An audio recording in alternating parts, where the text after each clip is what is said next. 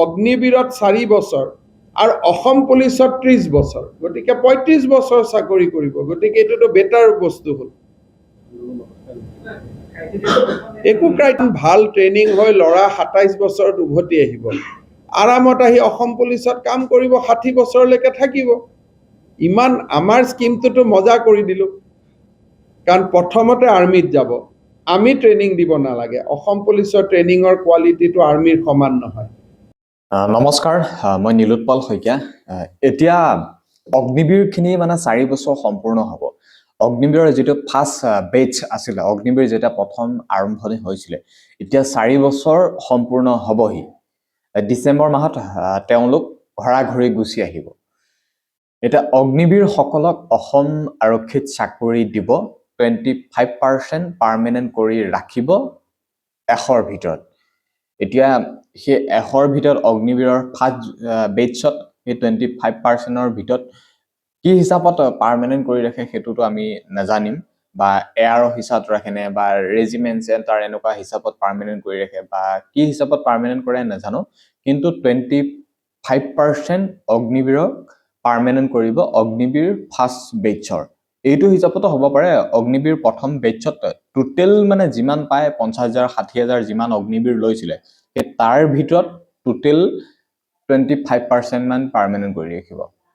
সেইটো হিচাপত পাৰ্মানেণ্ট কৰিব, 25% আৰু বাকীখিনি ঘৰা-ঘৰি গুচি যাব। বেলেগ ষ্টেটৰ কথা নাজানো, কিন্তু আমাৰ অসম চৰকাৰে অসম আৰক্ষীত চাকৰি দিব। সেইটো হিমন্ত বিশ্ব শৰ্মা ডাঙৰীয়া, অৰ্থাৎ আমাৰ এই বিজেপি চৰকাৰখনৰ দিনতে কৈছিল, আজি প্ৰায় কেইবছৰমানৰ আগতে। আৰু এতিয়া যিহেতু অগ্নিবীৰৰ ফাৰ্ষ্ট বেচটো এতিয়ালৈকে যিহেতু সম্পূৰ্ণ হোৱা নাই, যিহেতু ডিচেম্বৰত ঘূৰি আহিব, আৰু ঘূৰি অহাৰ পাছতে বা সেইখিনি সময়তে আমাৰ অসম চৰকাৰে পুনৰ অৱগত কৰিব যে অসমলৈ ঘূৰি অহা সেই অগ্নিবীৰখিনিৰ কি হ'ব। আৰু এই বিজেপি চৰকাৰ বা এই হিমন্ত বিশ্ব শৰ্মা মুখ্যমন্ত্ৰী হৈ থকা সময়তে তেখেতে নিজে কৈছিল যে 25%টো পাৰ্মানেণ্ট কৰি ৰাখিবই, কিন্তু যিখিনি ঘৰলৈ ঘূৰি আহিব তেওঁলোকক অসম আৰক্ষীত চাকৰি দিব।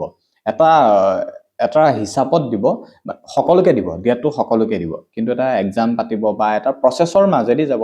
ডাইৰেক্ট ঘূৰি আহিল বুলি যে দি দিব সেইটোও নহয়, কিন্তু যিহেতু দেশৰ হৈ কাম কৰিছে, এটা ইণ্ডিয়ান আৰ্মি নহয়, একচুৱেলি সেইটো অগ্নিবীৰ হয়, 4 বছৰীয়া, যিহেতু এটা গভৰ্ণমেণ্ট যিহেতু এতিয়ালৈকে হোৱাই নাই। চৰকাৰী হ'লেতো পাৰ্মানেণ্ট কৰি ৰাখিব, 25% যিখিনি হ'ব সেইখিনিহে চৰকাৰী বা সেইখিনিহে পাৰ্মানেণ্ট। কিন্তু 4 বছৰ এইটো যিটো কৰি আছে, জাষ্ট তেওঁলোকে কৰি আছে, বা তেওঁলোকে এটা 4 বছৰ কমপ্লিট হ'লে 11 লাখকে দিব। বাকী সেইটো বাৰু চেণ্ট্ৰেল গভৰ্ণমেণ্টে সেইটো যি কৰে কৰিব, কিন্তু আমাৰ এতিয়া অসম চৰকাৰে অসমলৈ ঘূৰি অহাখিনিক অসম আৰক্ষীত চাকৰি দিব। আৰু এনেও ইণ্ডিয়ান আৰ্মি এইটো আছিলে যে এক্স চাৰ্ভিচমেন এটা যিহেতু কোটা থাকে অসম আৰক্ষীত দিয়ে, UB পোষ্টত আমি জানো, হয়তো এইখিনিকো তেনেকুৱাই কৰিব, এটা প্ৰচেছৰ মাজেদিয়ে যাব। কিন্তু আমি ডিচেম্বৰ মাহলৈ অপেক্ষা কৰোঁ, তেওঁলোক ঘূৰি আহক। যিখিনি পাৰ্মানেণ্ট হয়তো ভাল কথাই, যিখিনি নহয় তেওঁলোকেও হয়তো চিন্তা কৰিব নালাগে। অসম আৰক্ষীৰ বা অসম আৰক্ষীৰ যোগদানৰ বাবে তেওঁলোকৰ মানে লৈ হয়তো নতুন প্ৰচেছ আৰম্ভ হ'ব। গতিকে ৱেইট কৰা, আৰু কিছুদিনমান ৱেইট কৰা। আৰু ভিডিঅ'টো চোৱা, CM ছাৰেই কৈছিলে, মুখ্যমন্ত্ৰীয়ে কৈছিলে সেই কথাষাৰ। But in Assam, we'd like to assure everybody that because our base is very low, so whoever will come out in Agnibir, normal army would have been working in the organization for 14 years. Now, Agnibir plus Assam police, it will take them to 60 years. So in any point of time, Agnibir plus Assam police is much better for the youth.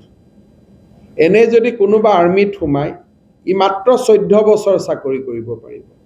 কিন্তু অসমত যিহেতু অগ্নিবীৰত 4 বছৰ আৰু অসম পুলিচত 30 বছৰ, গতিকে 35 বছৰ চাকৰি কৰিব। গতিকে এইটোতো বেটাৰ বস্তু হ'ল। একো ক্ৰাইটেৰিয়া নাই, ক্ৰাইটেৰিয়াটো লওঁতেই ক্ৰাইটেৰিয়া হ'ব। আৰ্মি ট্ৰেইনিঙৰ সমানটো অসম পুলিচে ট্ৰেইনিং দিবই নোৱাৰে। গতিকে ইমান ভাল ট্ৰেইনিং হৈ ল'ৰা 27 বছৰত উভতি আহিব, আৰামত আহি অসম পুলিচত কাম কৰিব, 60 বছৰলৈকে থাকিব। ইমান আমাৰ স্কিমটোতো মজা কৰি দিলোঁ, কাৰণ প্ৰথমতে আৰ্মিত যাব, আমি ট্ৰেইনিং দিব নালাগে। অসম পুলিচৰ ট্ৰেইনিঙৰ কোৱালিটিটো আৰ্মিৰ সমান নহয়। ধুনীয়া আৰ্মি ট্ৰেইনিং লৈ আহিব।